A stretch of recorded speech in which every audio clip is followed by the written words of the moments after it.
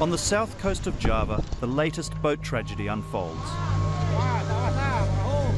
The barely living are brought ashore, along with the dead. Loaded with over 200 Sri Lankans and Iranians, the boat went down just a few days after Kevin Rudd's tough new PNG solution was unveiled.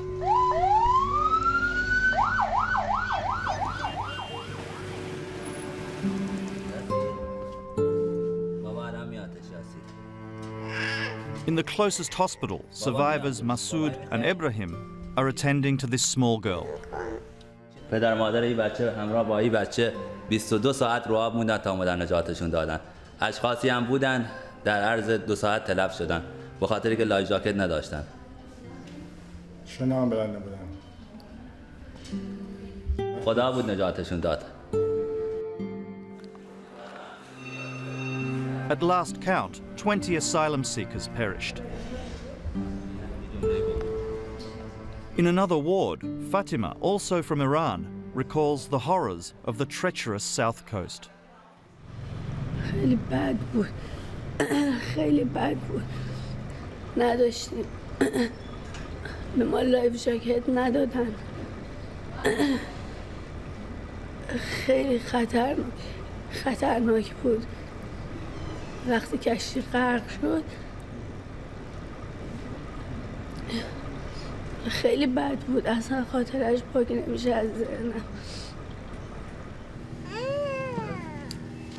As the young victim is taken to a better equipped hospital, I'm keen to find out what the two men know of the new policy. I've brought copies of the latest Australian announcements. این پیغام دولت استرالیا است. برای هر یک که در قاچاق انسانی دست دارد، اگر شما توسط کشتی بدون ویزه اینجا بیایید، شما در استرالیا متوطن شده نمیتوانید. It sounds clear, but they don't believe it. دیگه برای ما شما نیست. برای ما نیست اصلا. این پیغام برای شما نیست. They think the Iranian government is responsible for the ads. But not for Australia. میگن از استرالیا نیست. ایران خودش علیکی زرت پرت میکنه. This is Iran to say. Iran to say. They've survived a terrible ordeal and not seen any news, so perhaps their confusion is understandable. I don't think from Iran. Maybe.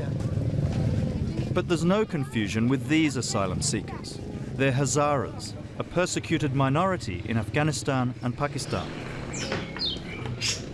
They live in the mountains outside Jakarta, in an area full of people trying to get to Australia. 9 men sleep in this tiny 2-room home. برای هر یکی در قاچاق انسانی دست دارد. اگر شما توسط کشتی بدون ویزا اینجا بیایید، شما در استرالیا مواطن شده نمیتوانید. Kevin Rudd's message has spread like wildfire amongst the Hazaras, but for some, the tough measures are no deterrent.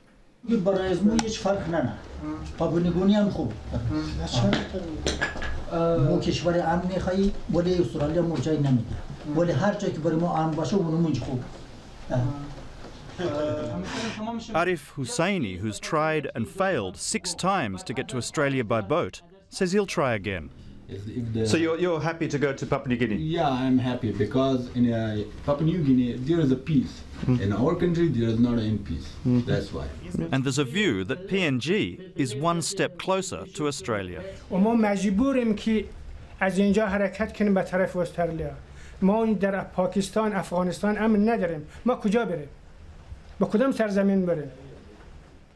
Even though they're prepared to go to PNG, they're concerned about what they've read. ولی در الان که اینترنت میزنه بدتر از افغانستان. امنیت باشه چرا آره؟ امنیت باشه چرا؟ درس باشه، کار باشه، همین شرایطای زندگی مهیا باشه چرا نمار چی فرق میکنه؟ It's still unclear whether Australia will take more refugees from those waiting in Indonesia, which would reduce the incentive to get on a boat. This uncertainty only adds to their confusion.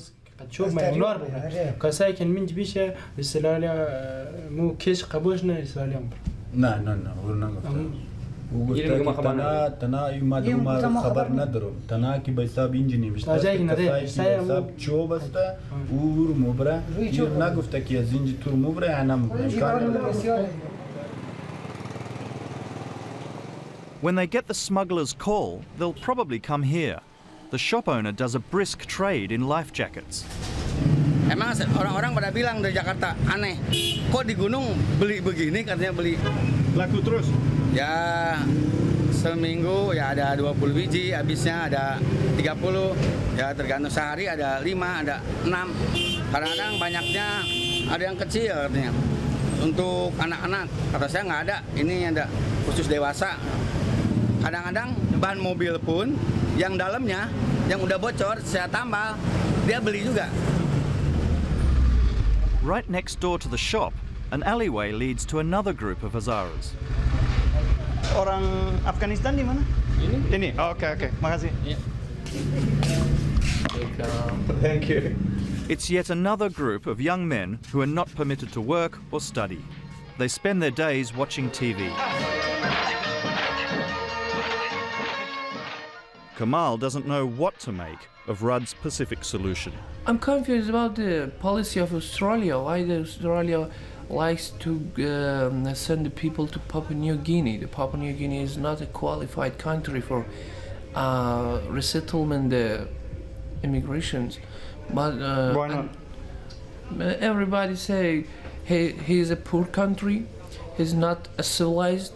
And the people of Papua New Guinea are not happy with the immigration people. I think the Australian government would not continue this plan for a long time.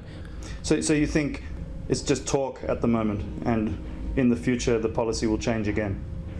Yeah, it's maybe, and everybody say it would be changed.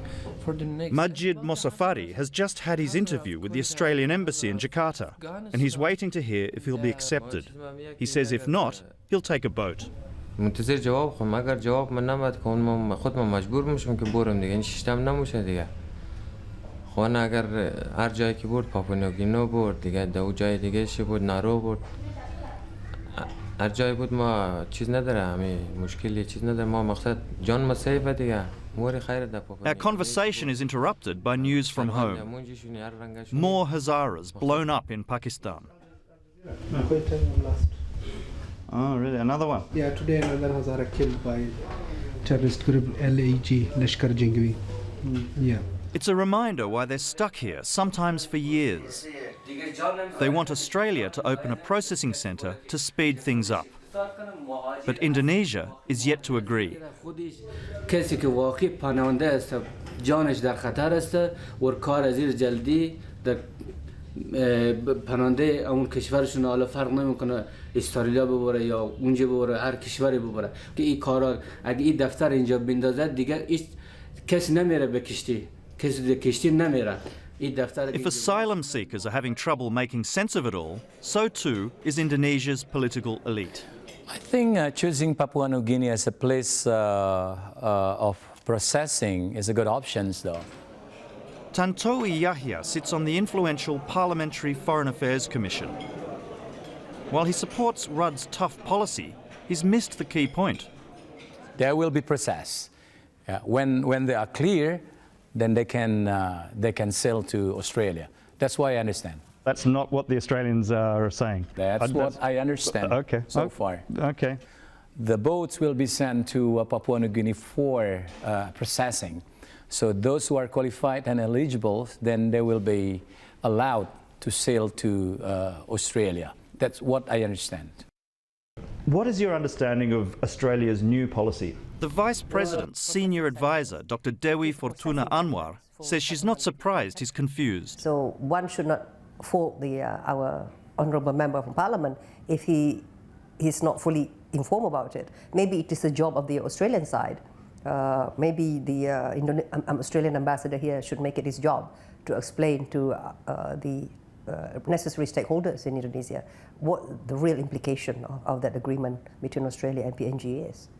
Of course, the other implication may well be that they don't stop coming, but they come in the same numbers, but they stay here for much longer. What will be the ramifications for Indonesia if that's the case? Well, I think that would put a lot of stress on Indonesia, given the fact that Indonesia is also facing a lot of problems. Back in the mountains, the Hazaras are off to the market to buy tonight's dinner. The stall they frequent is run by a Persian-speaking Indonesian woman, making a small fortune from all the new arrivals. Pasti.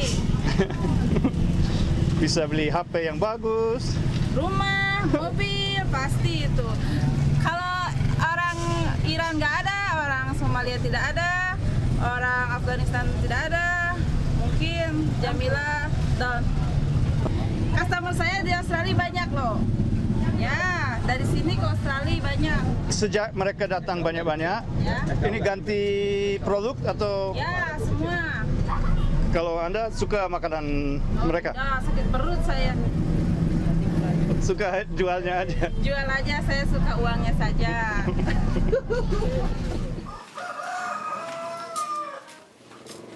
But money is in short supply in this house, where another 6 Hazara men wait for news about their applications for asylum.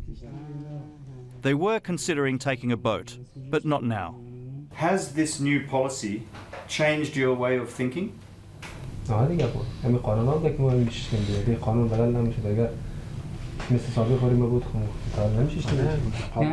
hope Australia will reward them for doing the right thing and let them in. But once again, I hear frustration. By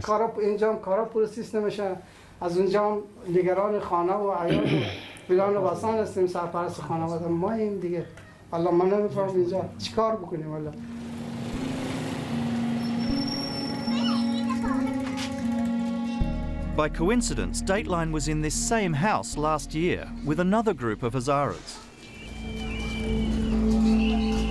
They were watching this remarkable video of their near-death experience on a sinking boat. The captain told us already that the boat is leaked and we might not go further, the water is very bad. The filming was done by Barat Ali Batoor, a photojournalist. After surviving the ill-fated journey, he was granted refugee status and now lives in Melbourne.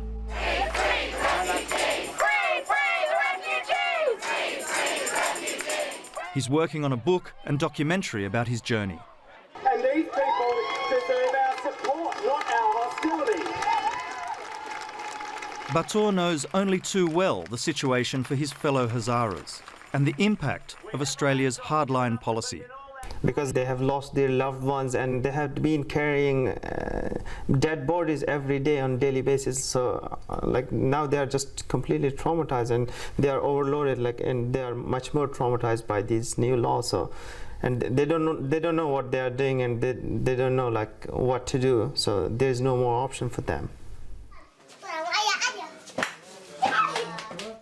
Back in Indonesia, their trauma is evident. من مثلا یه خانواده 6 نفرم هیچ کسی هم ندارم خودم اینجا هستم الان هیچی هم ندارم الان هیچ خبری ندارم خانواده چی بازی دارم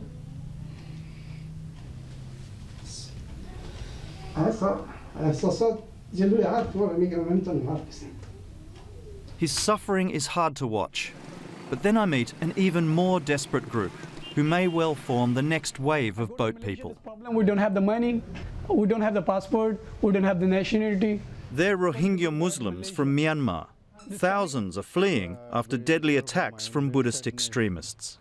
We have no other ways to live in hand to mouth now. Desperate and now broke after paying $3,000 each to an Indonesian smuggler who then disappeared, they can't afford food and are about to be thrown out of this house onto the street. What will you do? What can we do? This is the situation. Now, with an election called, the time has come for the Australian people to decide on our nation's future. Any of these would-be boat people may find themselves being towed back to Indonesia if the coalition wins. It's a policy viewed with concern in Jakarta. My first reaction would be that it would make Australia look very bad in the eye of the international community. It's no solution at all. I don't think it's a solution, because from the Indonesian side they will say, we'll just shoo them off again. So it's a game of ping pong. Yeah, and until the boats goes in circle, and then they run out of fuel, then they run out of water and food. If we cause people to be killed at sea, both Canberra and Jakarta, I think, would be equally to blame.